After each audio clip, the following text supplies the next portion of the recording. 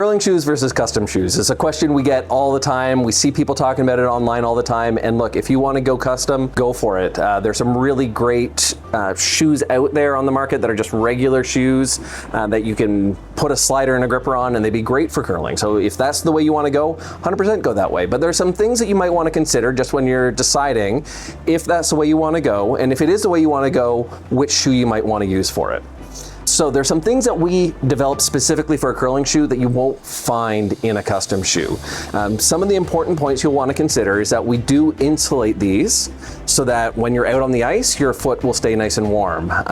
If you're the sort of person that runs hot, it might not matter as much to you, but there are a lot of people out there who do get cold, especially, it's funny, I learned this recently, but out west, they keep their curling gloves a whole lot colder than we do here in Ontario. So if you get cold out on the ice, real curling shoe that's custom built for curling might be the way to go.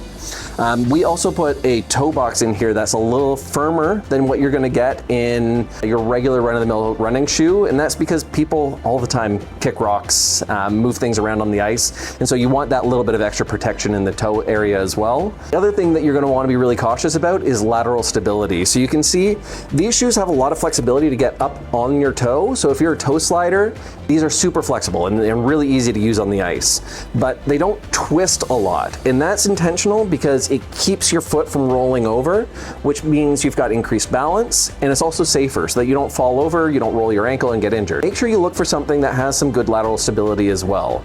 There's some weightlifting shoes as an example that do that extremely well, and they're really reinforced right through the back. Those make good custom shoes. I actually talked to somebody recently who is a high performance curler who the first time he did custom shoes, he did them with a pair of skate shoes, which really didn't have a lot of stability in them at all. And he said that coach cautioned him about it at the start of the season, and he thought, I've been curling my whole life, this will be fine, it's no problem, I got it. And halfway through the season, because he didn't have a lot of lateral stability, he actually rolled his ankle, pretty intense sprain, and lost the rest of his season.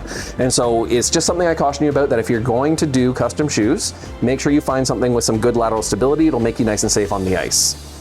The other thing is, if you're going to do custom shoes, these momentum discs that we offer are great for this purpose.